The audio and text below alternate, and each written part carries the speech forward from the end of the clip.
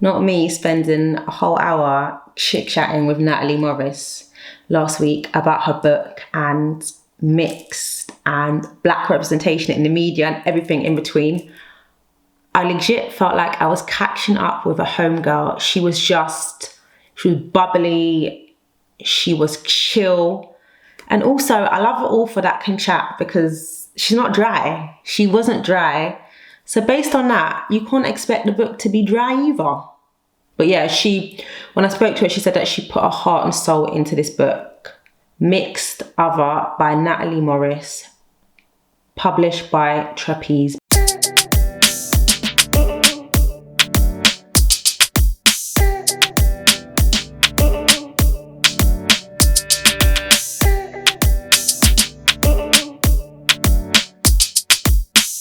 Yaga y'all, welcome back to my channel. It's Sylvie, also known as Frizzy, and I'm back and booming with a brand new hair color. Can we just embrace the orange, the orange?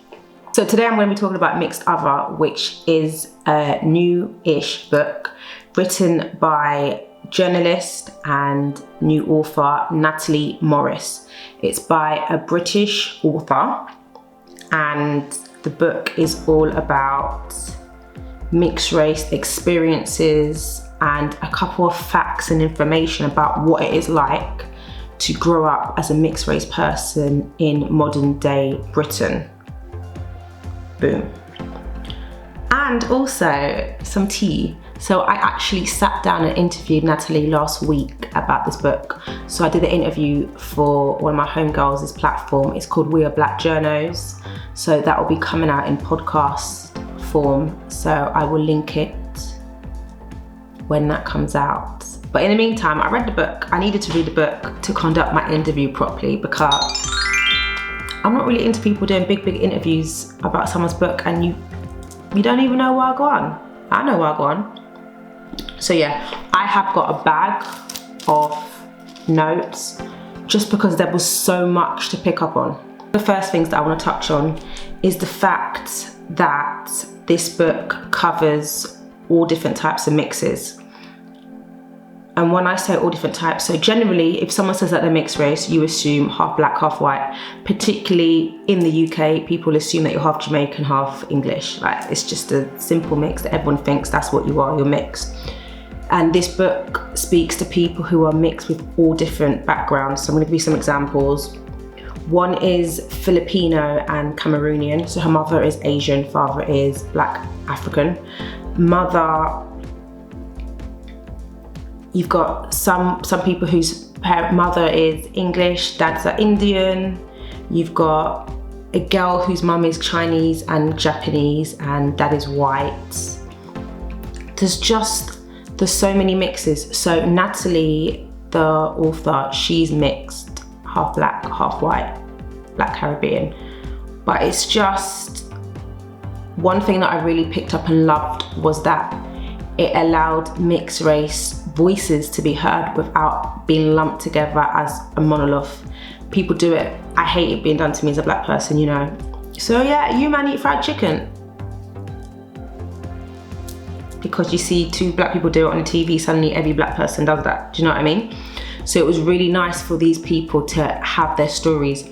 Another thing is, and I'm definitely guilty of it, the one girl who I really related to, like I said, her mum was from the Philippines and her dad was from Cameroon.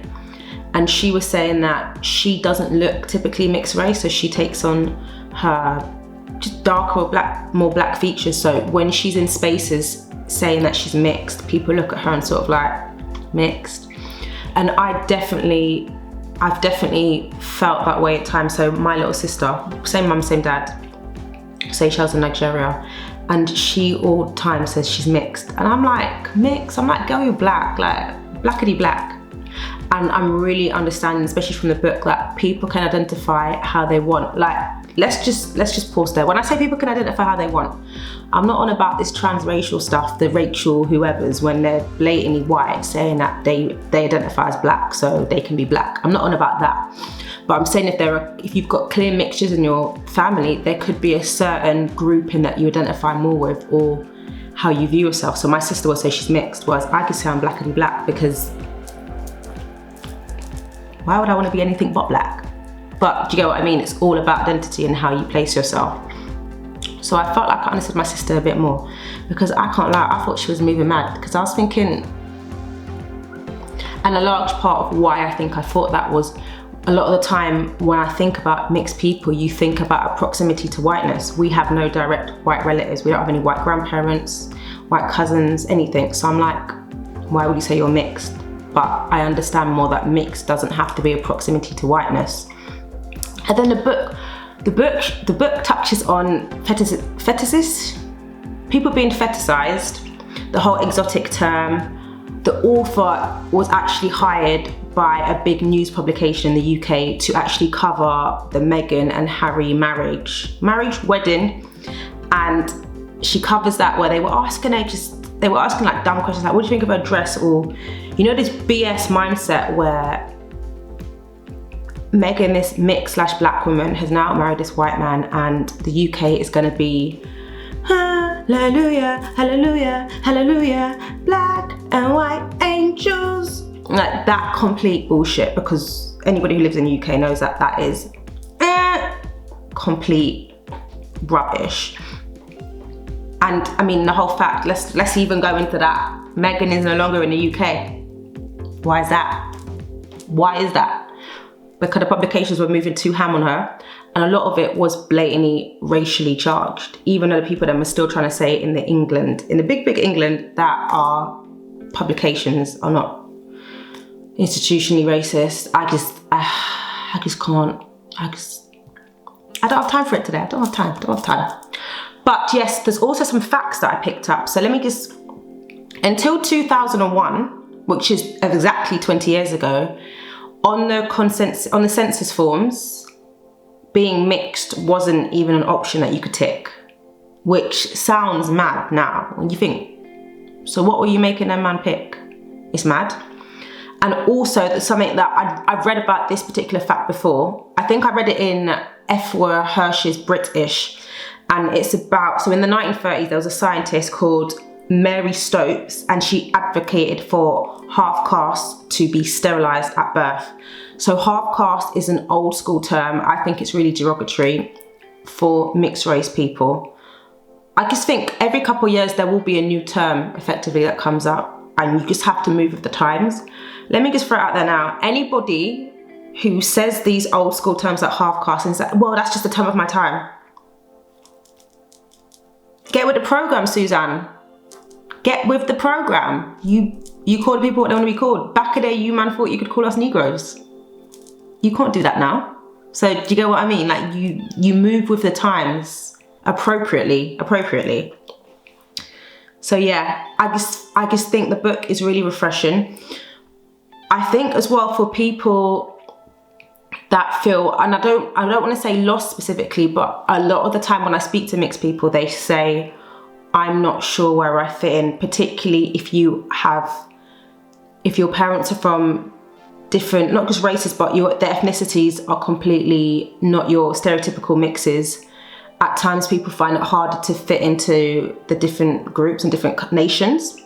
So I think this book is really refreshing to give voices, but also to give you some sort of common ground and empowerment. And I think that a lot of people will read this book and feel empowered. For those that aren't mixed, I really think it will give you a really big insight into how people who are mixed feel. Because, and I know for myself as a black woman, when I'm on Twitter and that, I see a lot of the time, and it's coming from black people, let's call it out. A lot of black people will say to mixed people who speak up about racial issues, like, who are you? You're mixed, you're not even black. Like, why are you talking? And for the people who have a black parent or have clear black heritage in them, it does, what's the word? It can be divisive, basically. Because this is the one thing that I will say, there are some mixed people that can pass as white. Let's not pretend that, and that gets covered in the book. Because a large question that came up, and I found it really interesting. Let me find the question exactly. Okay, so certain mixed people have white privilege in public spheres, right? And for me, my question was, if you can pass as white, can you speak on behalf of people of colour in general? Should you be able to? And that for me, reading the book has made me think, okay, when we talk about mixed and people of colour, is it about your parents being people of colour? Or is it a lot also to do with how society sees you? If society sees you as white, whether you like it or not, or you want to have the loud voice and speak up, there will be certain spaces where you will be seen as white and you'll be treated accordingly with the privilege of a white person. And then you've also got the other element where there are some mixed people that identify very strongly with one grouping. Is what they're doing wrong? Like where, and also who am I to say that what they're doing is wrong? Do you get what I mean? So it made me really think, and I enjoyed it. I really did. See, look, there is no one singular story of mixedness, no one tidily explained experience that can convey the multiplicities of how we feel, how we see ourselves. This is so much deeper than black and white. This is about the infinite shades in between, the different elements that blend and entwine to a point where they are impossible to separate. The mixed population is not one thing or the other. We are neither and both, and we want the freedom to exist in these spaces without scrutiny or suspicion. People have to be readily having these conversations, so I am here for the book. Did I think it was all-purpose seasoned? My gut tells me no. My gut tells me that it was mixed herbs.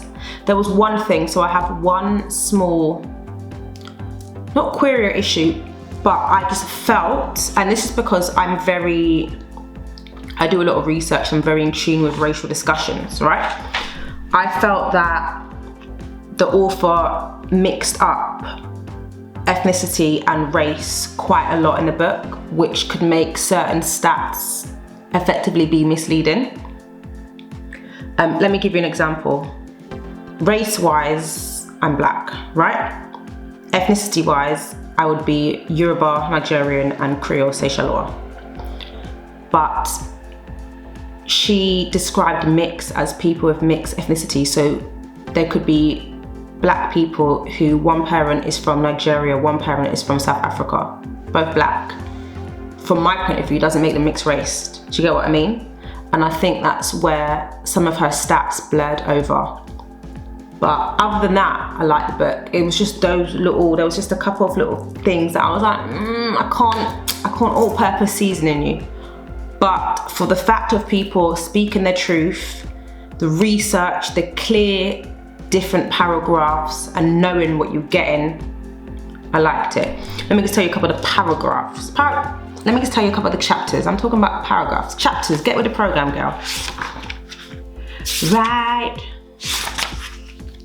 So she talks about identity, family, love and relationships, exoticization, fetishization, and othering. And also, which I think is really important, chapter 5 is about the right type of mixed and minority mixes. And then she talks about the privilege of mixedness and passing. Chapter 7, navigating the world and work. As a person of colour, you know that navigating a workplace is mad. But we move and we live and we thrive. But yeah, and then she talks about what she would like to see in the future. I really like the book. One thing made me really question, because I know that I've definitely had these discussions. She was saying that she's written about how a large part of you being judged on what race you connect with more, how you're seen in society, is who you date. So she's mixed with a white mum and black dad, and she now dates a white man. And she was saying that sort of sways where people are saying, potentially like, oh, like, how black are you with a white man? And I have definitely seen that a lot in society. I've definitely seen black women, mixed black women as well, that speak on racial matters, and people say, but you with a white man, like, do you really love yourself? Do you love your race? And yeah, it gets techie. It gets techie, because is pro-blackness or pro-mixed or pro-POC on the condition that you date someone that is also of your ethnicity and race, either or. So questions. But yeah, that was just my quick take. When the podcast comes out, I will let you guys know. In the meantime, like and subscribe, drop me some comments. I'm still trying to figure out what book I'm going to read next. If you guys can recommend a book, I would actually love that. I'm thinking. Zalika Reed Benter's Fry and Plantain. I'm thinking that I might read that next. The cover is screaming to me, Sylvie, read me. So I think I might read. Peace out.